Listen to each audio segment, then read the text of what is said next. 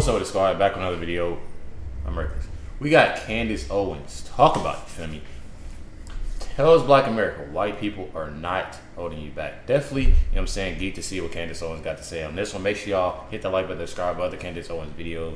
If you want me to check out, make sure y'all comment down below. Make sure y'all stay tuned. I'm going to be doing some reaction on my dad, so make sure y'all definitely stay tuned for that. Let's get a video. You know, what we've started here, and this is why we finish with the promised land, because this is why we keep fighting, right?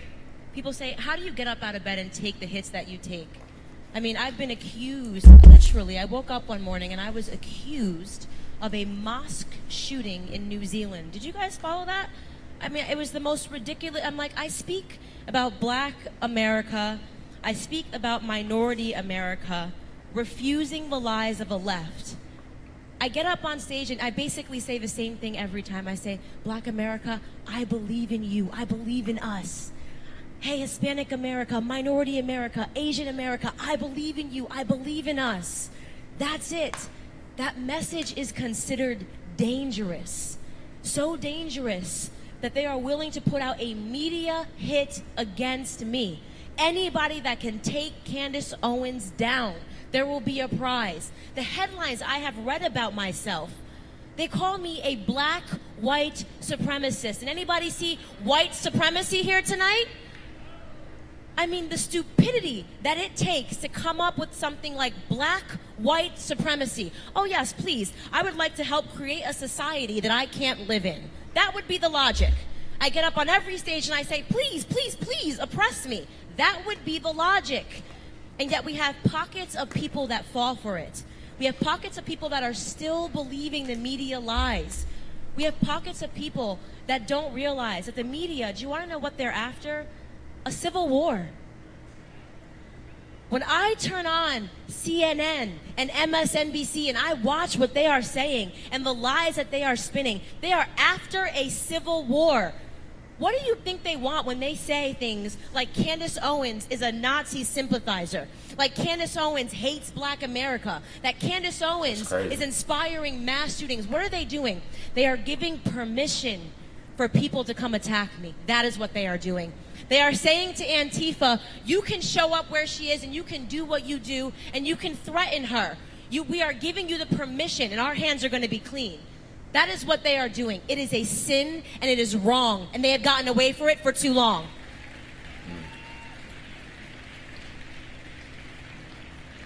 People ask me all the time, what is Blexit? What is... I was wanting to see what the crowd was looking like too, and it's pretty diverse, you know what I'm saying? It's definitely pretty diverse, and I like seeing a diverse crowd, you know what I'm saying? It's definitely, I like to also see that and realize that it's a lot of people that's actually, you know, even though they don't agree with somebody saying on stage, you know, watching these different videos, but to hear, you know what I'm saying, somebody else's perspective, and to hear what somebody else got to say about, you know, everything, rather than just hearing one-sided things. And that's mainly what I like to do, you know what I'm saying, on my channel, is to hear, you know, different things from different people to know, you know, where I stand with me being independent. What is Blexit, Candace? What is it, right? It's Blacks, it's Latinos, it's Asians, it's also white people. White people too, waking up. We are all waking up to the left. We are waking up to what they've done. And it's not just a wake up, guys. It's an education. It's a re-education. Look at our schools. In Baltimore, not being able to find a single child that could pass a literacy exam across 5 schools. That's crazy. Why are they doing that? Because they know the truth. An educated mind can't be enslaved, so they have to make sure that we remain uneducated.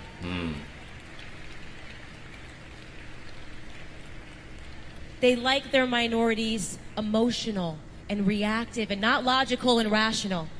And so the challenge that I ask all of you minorities here today is, when you see a story on any headline and it makes you feel something, stop right there and think first. Think first. In 2016, I had to do that because I was hurt. Just like you heard Brennan talk, I was hurt when I watched every person in this room felt something when we watched people bleeding out in cars because of a police officer. We all felt something because we're human beings and we have a heart. And the color of the person never mattered that was in the car. It never mattered. But then I stopped and I said, why? Why just before an election cycle are all of these liberal networks only showing this? Why are they showing black versus white? Why are they showing police brutality? What is this?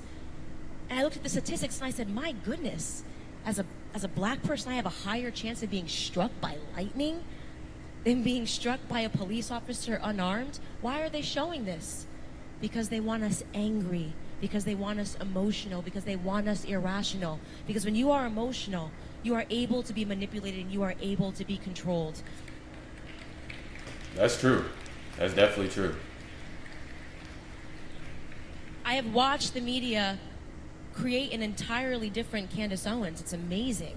It's amazing. I've Googled myself and I said, ooh, this girl sounds horrible. I'm gonna protest her. And I said to myself, it's incredible. They make me sound like I grew up like a privileged rich girl in Connecticut. No, I didn't. I didn't grow up as a privileged rich girl in Connecticut. I grew up living in an apartment with my two sisters sharing a room where we had to have an exterminator come every month for roaches.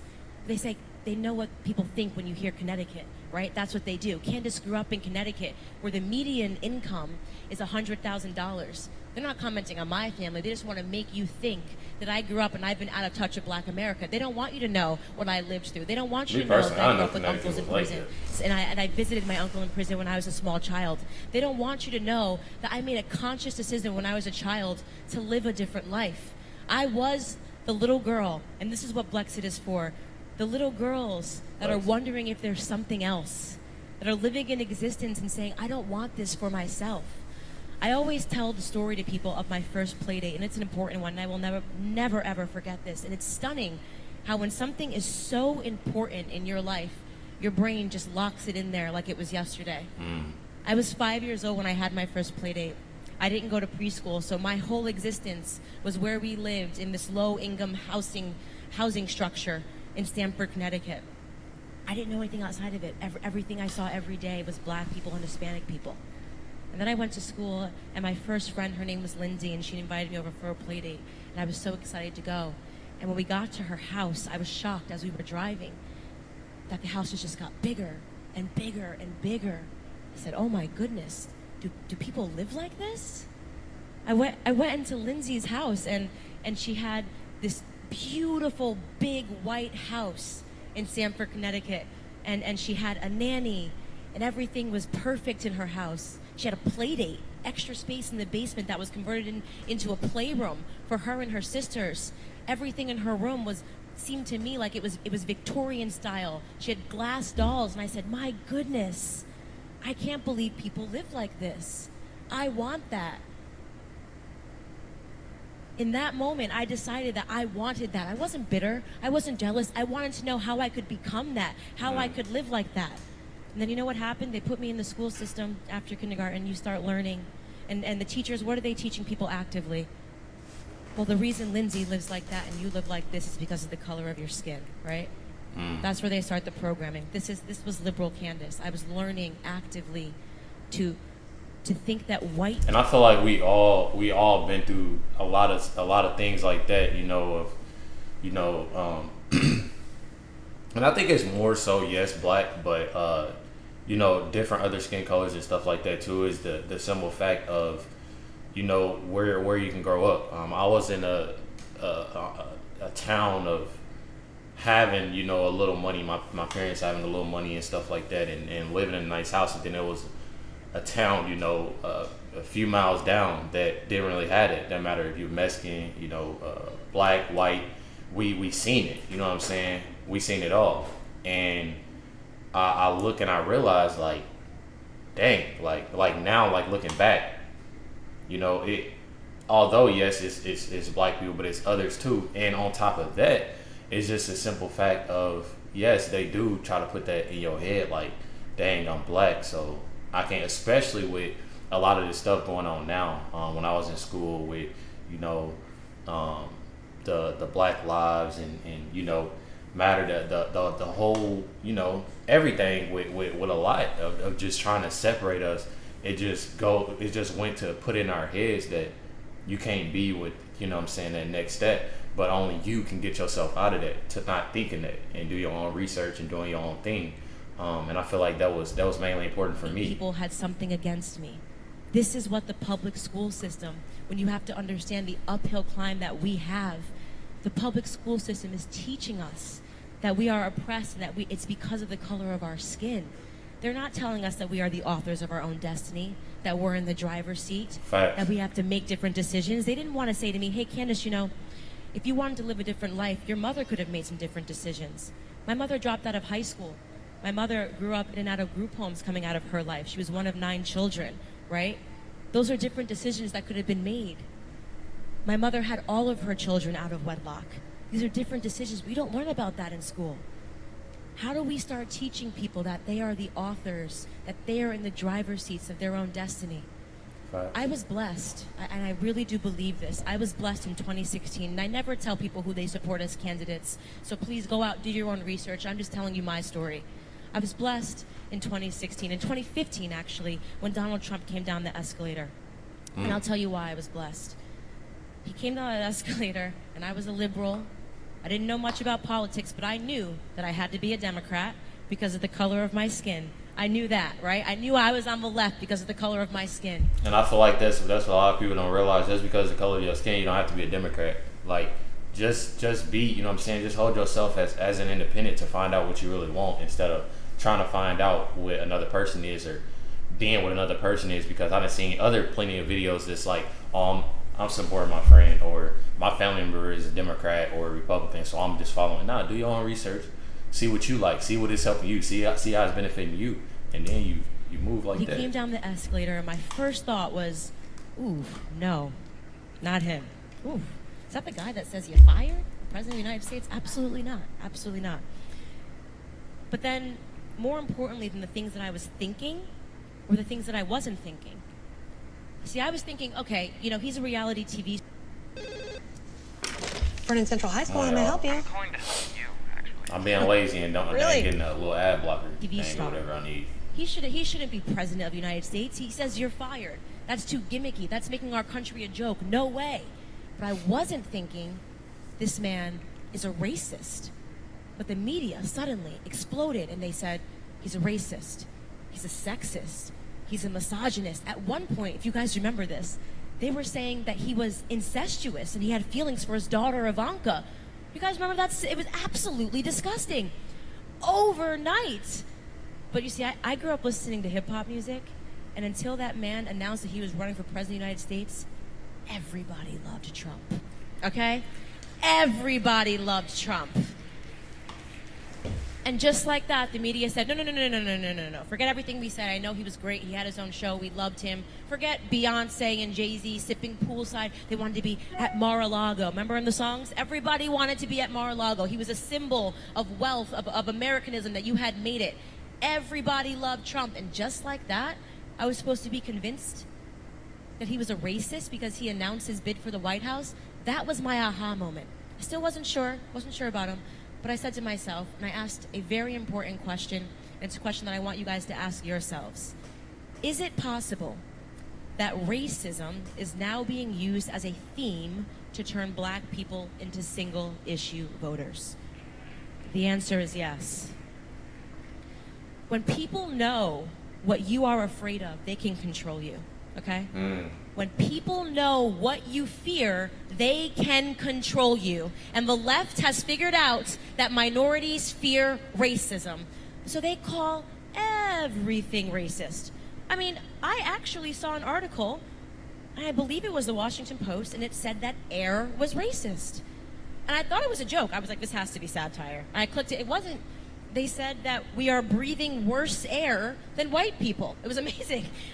I said, wow, we're here right now. Okay, air is racist. I didn't think, okay. And it is laughable, but you know, there are people that It's are like it's sharing those crazy. articles Yeah. going, see, I told you. Facts. I told you. I had a feeling the air is racist. But they know that that's gonna get to some people to, you know. So I see exactly it. Completely killed by the press 1,000 times over for a lot of things. First and foremost, I am not a feminist, and I say that proudly, and I'll explain to you why. Please do not believe that people that are calling themselves feminists today, these modern feminists, these Lena Dunham types that are out there boycotting Brett Kavanaugh, are feminists. They are not. They are people, they are radicalized feminists, people that are operating under the guise of feminism to attack men, okay? A society cannot thrive without strong men, okay?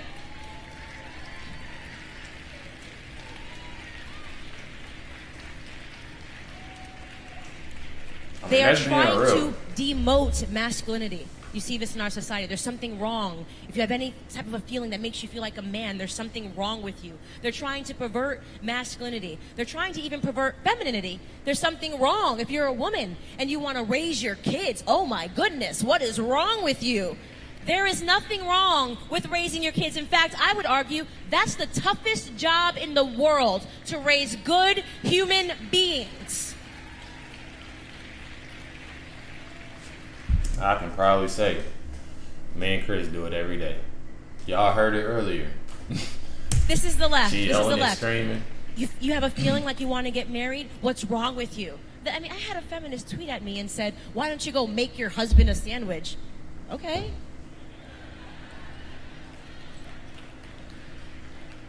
Does he want one? I mean,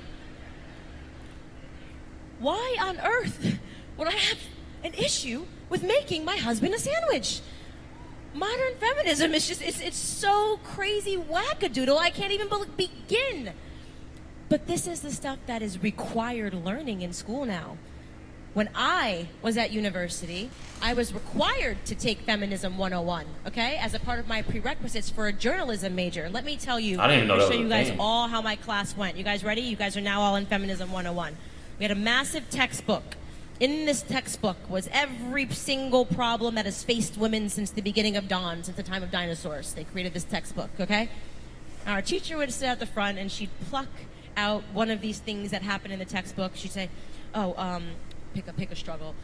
Women are tired, more tired than men. Why? And then she turned to the class, and all we had to do to get an A was say, because of men. That was it. I mean, it was really the easiest class you could possibly get an A in. And no other thinking. So she'd say, I lost my keys this morning. Why? A's. Everybody just, that was incredible. That was incredible how fast you guys learned. So I remember being in this class, and mind you, this is at a time when I was a liberal. I was on the left. I was fired up. Feminism sounds great. Feminism 101, let's do it. But eventually I said, everything is just because of men. I feel like there's got to be a little bit more going on. And there's one particular class that I always tell people about, and I will never forget it because retrospectively it was a turning point for me. She plucked out one of her things from this textbook, this wonderful textbook, Every Problem is Just the Beginning of Time, and it was a statistic, scary statistic. It said 89% of the people in this country that have an eating disorder are women. And she turned to the classroom and she said, why? Goodness, Einstein's in here. It's just incredible. And everyone in the class, because some of the people had picked the class and they're nodding, and she went on and she said, it's because men make us feel like we have to be skinny and they're controlling the advertising industry. And I put my hand up. I feel like it's just another thing that's like trying to put something in your head. Like we have to be skinny and they're controlling the advertising industry. And I put my hand up and I said, ooh, this one I'm just going to have to try to rebut a little bit. And she looked at me because we do this back and forth, and she was like, Candace. What? What could you possibly have wrong with what I just said? I said, Professor, I just feel like there might be something else going on. I don't think everything can be because of men. And she looked at me, and I'll never forget the words she uttered to me. She said, Candace, I just feel like you were sent to me from the men's department. Dang. I'll never forget what I said back to her. I said, Professor, I just feel like I was sent to you from the common sense department. And I feel like teachers like growing up like in the school that I was in, you know, or colleges, you know, the professors, some like when they get challenged, but depending on what it is, but a lot don't like to get challenged. You know what I'm saying? Just what she's saying, a lot don't like to get challenged if they know they're wrong in that sense. Like a lot of them know what they're doing at the end of the day. They know what they're doing and they know what real is. There might be something else going on that requires a little more critical thinking than men. And we kept trading back and forth, and we kept going, and eventually I hit her with a bomb. I said, you know, I actually have an eating disorder.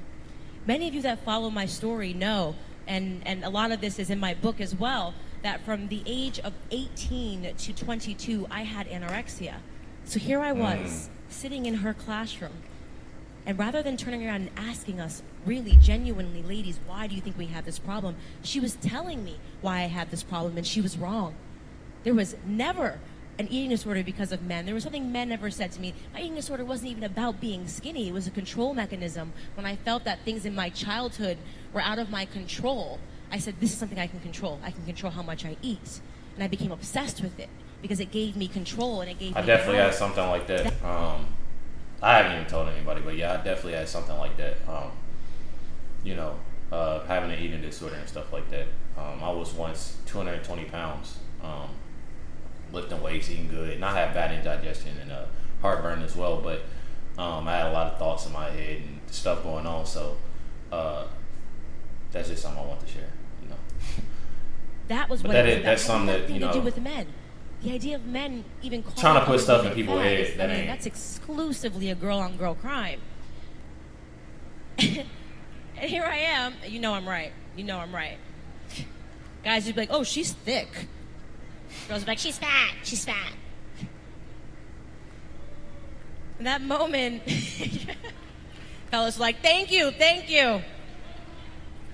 But, you know, in that moment, and I look back, and that moment was so critical. It was so critical because what I was watching was liberalism versus conservatism. You see, liberals, when they have a problem, they look externally. They say, who can I blame? Who can I blame? If I'm poor, I can blame rich people. If I have an issue and I'm black, I can blame white people. If I'm skinny, I can blame fat people, right? You know, this, what's it called? Body positivity movement, right? Right? Yeah, I'm blaming skinny people for the fact that I don't like my fat, right? This is what the left is all about. It's the opposite game. Give them enough time and it'll be the short versus the tall, right? But conservatism is something different, and it's something that I believe in. You see, when we have a problem, we look internally. We say, how can I fix it? How did I get here? What can I do to change my destiny? How can I correct this course? That is conservatism.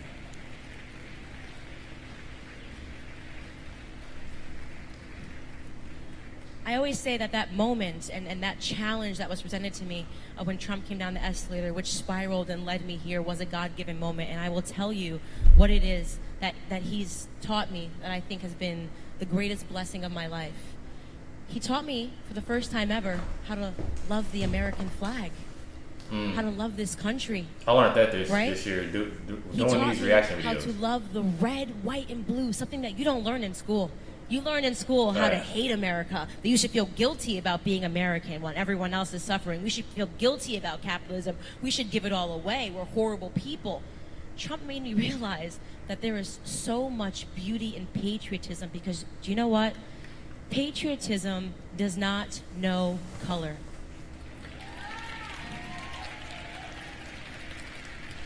Patriotism does not care about your sex. Patriotism does not care about your gender. Patriotism cares about your ideas. America is united by a concept, about an idea, and that idea is that you can come from nothing. You can come from absolutely nothing in this country, but if you work hard and stay out of trouble, this country will reward you. That is the American dream. Facts. That's definitely true. There is no person that has lived that dream greater or more to the truth than my idol, my everyday. And I want to let a lot of people know that, like, especially the young people that's watching, that It took me a little minute, you know, to actually get to where I want to be, and I'm not fully there, but I'm slowly getting there. 25 now, so that should let you know.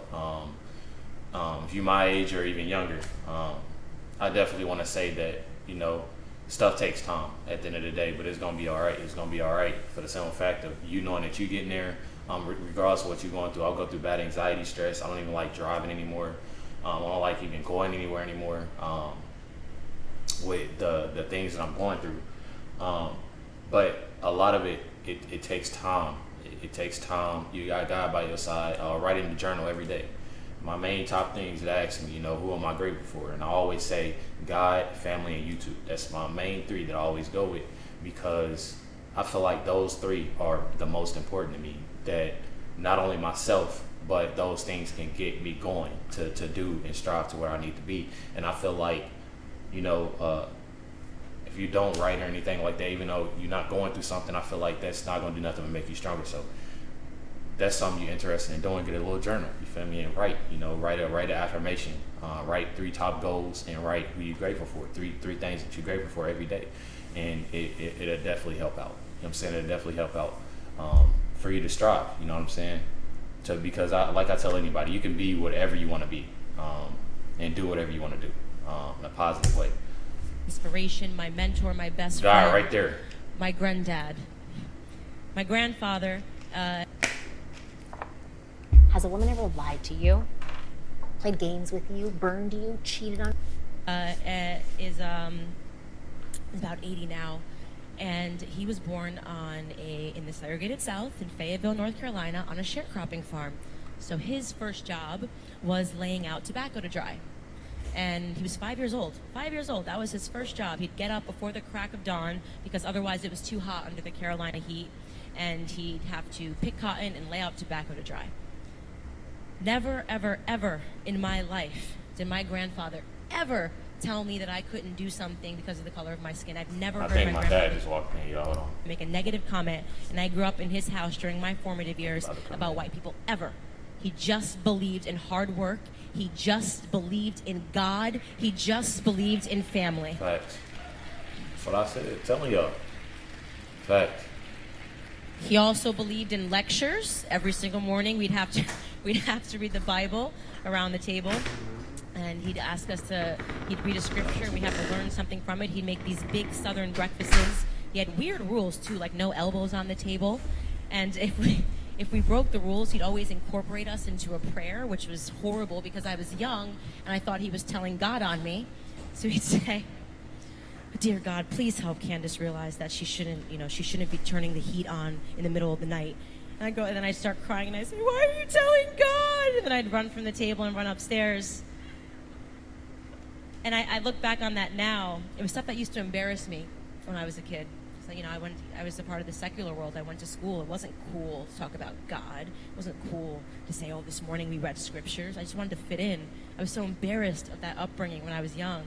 And I look back now and I genuinely thank God. I thank God for my grandparents. I thank God for those breakfasts. Oh, y'all. Because they've now provided a pillar in my life. And I will end this by telling you where Granddad is now. Granddad, after moving up north, marrying my grandmother when he was 17 years old, he stayed married to her until his dying day, 53 years later in 2013. And when he retired, he moved back to Fayetteville, North Carolina, and he purchased that sharecropping farm that he grew up in. What's dope? That is the American dream that I am giving back to our community. I am giving back to our community that we can work hard and we deserve a piece of that dream after all of that time. Hey. Dope video. Make sure y'all hit that like button, that subscribe button. Make sure y'all let me know y'all thoughts in the comments down below. Got a couple videos dropping with my dad, so make sure y'all stay tuned for that for today. But you know what I'm saying? Lit video. Hit that like button, that subscribe button. Catch y'all next one.